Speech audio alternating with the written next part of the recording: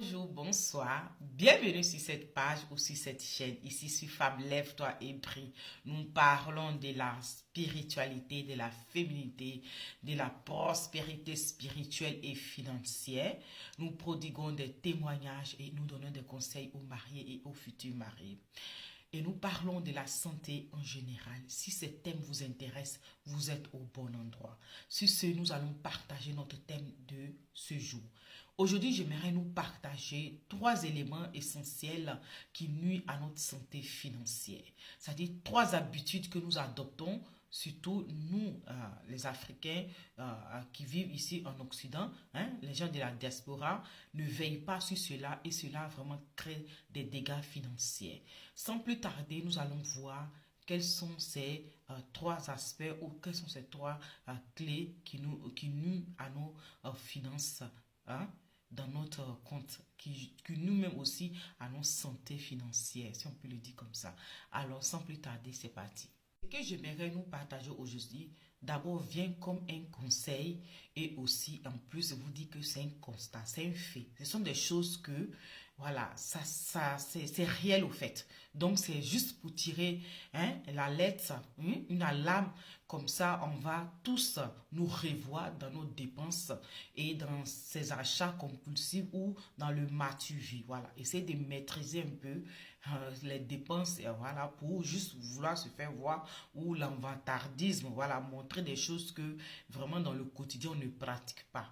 Et moi aujourd'hui ici je vais vraiment m'attaquer sur ces 3 aspects que je vais vous citer. Alors le premier aspect de ce qui nuit nos finances, c'est-à-dire la santé de notre finance, c'est les funérailles. Ce que je vais vous partager aujourd'hui, c'est juste un constat, c'est aussi un conseil, voilà, et puis sensibiliser aussi les personnes qui vont se revoir dans cette situation. Voilà, c'est pas pour fustiger, c'est pas pour voilà offenser quelqu'un, mais c'est un constat, c'est un fait. Voilà, donc il faut vraiment se revoir, il faut réfléchir à ça aussi, il faut penser à ça et voilà, il faut faire abstraction de ça. Voilà, voyez cela comme que vous n'êtes pas concerné directement, mais dans le même temps, réfléchissez à ça. Voilà. Le premier aspect qui nuit à nos santé financière, ce sont les funérailles. Les funérailles où des personnes de la diaspora vont aller s'endetter, ils vont aller se prendre, je ne sais quoi, les crédits par-ci, par-là, juste pour qu'on dise les noms dans le funérail ou juste pour se montrer, montrer ce matu vu là, même des choses qu'ils ne sont pas capables de dépenser au quotidien pour leur vie, ils vont aller le dépenser dans le funérail juste pour se faire voir. Et ça, ce n'est pas bon, ce n'est pas bien du tout, voilà, parce que ça nuit à votre santé financière. Après, vous vous retrouvez avec des comptes rouges ou bien vous devez de l'argent.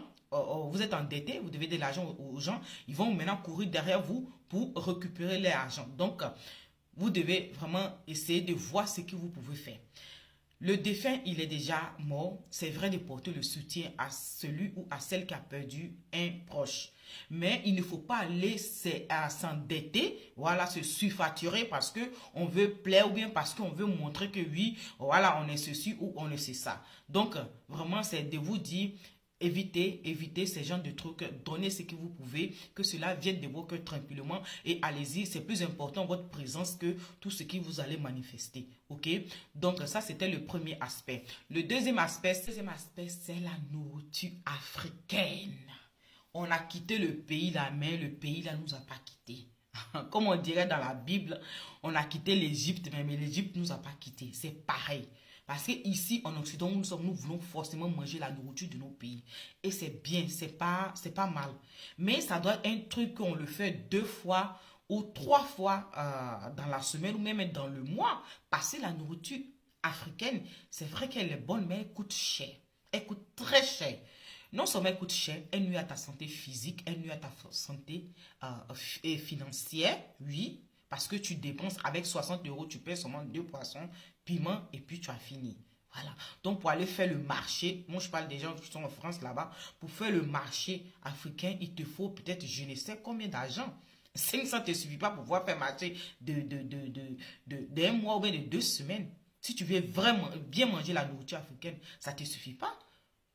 Mais tout ça, pourquoi? Est-ce qu'on est venu ici pour laisser l'argent là ici? Non, on n'est pas venu ici pour laisser l'argent. On est venu ici pour chercher l'argent pour s'investir, voilà, pour investir, pour créer des sources de revenus et après aller vivre dans nos pays ou investir là-bas ou même rester ici, investir. Donc, ça serait mieux de réduire la nourriture africaine. Tu vas gagner en santé physique et en santé financière. Essayez de vous intégrer dans le pays où vous êtes. Si vous êtes en France, essayez de voir ce que les Français mangent et adaptez-vous à ça. Préparez ça aussi et mangez. Vous allez voir comment votre compte va augmenter. Et si vous êtes en Italie aussi, waouh, Italie, ça mange bien. Il suffit de savoir composer les ingrédients avec la nourriture, la base matière, tu manges très bien. Tu manges très bien. C'est vrai qu'elle est aussi lourde, voilà, mais tu manges très bien. Bon, en Allemagne, je ne sais pas. Dans d'autres pays, je ne sais pas. Mais essayez de vous adapter. Ce qui est bon, prenez ça et utilisez ça. Ce qui est bon, vous voyez ça bizarre là, laissez de côté. Voilà. Donc, mon conseil sur ce deuxième aspect, c'est de limiter les dépenses dans la nourriture. Et en plus même, ce ne sont même pas nos frères africains qui vendent ça. Du moins, ici, en Italie où je parle, pour voir un Africain qui vend ça, c'est un peu rare. Ce sont les Pakistanais ou les Chinois ou d'autres nationalités. En France, mais c'est encore mieux parce que vous trouvez des afro-shops, voilà, où il y a des noirs même qui sont dedans. Donc, ça vient toujours dans la main de ton frère. Donc, comme je le disais, les dépenses de la nourriture, essayez de limiter cela. Voilà, ça va vraiment beaucoup vous aider dans la santé mentale, physique et financière. Voilà. Troisième aspect, ce sont les fêtes. Les fêtes, les mariages, les anniversaires. Là encore, c'est pareil.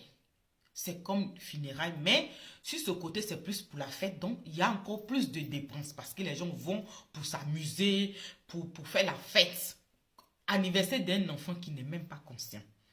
Oui, quand je dis conscient, ça veut dire anniversaire d'un enfant qui a 1 an, qui ne comprend rien. Il voit seulement que des jeux. Tu vas aller t'endetter juste pour montrer aux gens que ton enfant fait 1 an. C'est beau de faire des belles fêtes, mais ne pas exagérer. Parce que l'argent que tu prends pour dépenser pour son anniversaire, là, tu mets ça dans son compte. Tu fais la nourriture normale que les Blancs font. Les pizzas, on coupe les pizzas en tranches. Tu prépares un peu de pâtes, un peu d'attiqué, un peu de nourriture, riz gras, juste un peu de... Tu mélanges un peu de tout, mais dans la norme, quoi. Pas exagéré. Après tout, c'est l'anniversaire d'un enfant. Je peux comprendre la décoration. C'est l'anniversaire d'un enfant. Tu vas aller dépenser 3 000, 4 000 euros dans l'anniversaire d'un enfant qui n'est même pas conscient. Ça dit qu'il y a 1 an. Oh, pourtant, dans son compte, c'est vide. Ça n'a pas de sens. Ça n'a pas de sens. Ou aller dans les mariages, hein, aller dépenser de l'argent pour faire un mariage, je ne sais quoi.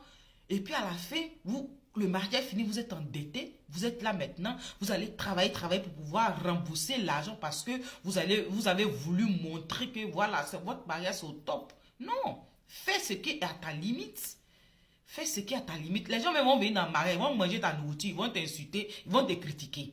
En plus de cela. Donc, limitez les dépenses. Limitez les dépenses. Donc, c'était un peu ça mon conseil du jour. Et ce sont ces 3 aspects que vraiment, j'aimerais que chacun de nous réfléchisse sur cela et prenons conscience que on n'est pas venu ici pour laisser l'argent. On est venu pour gagner l'argent, pour investir, pour s'investir en d'autres choses ou créer des sources de revenus ou retourner au pays chez nous et créer des activités. Voilà, c'est pas pour laisser l'argent ici. Donc, c'était un peu ça. Sur ce, je vous laisse à la prochaine.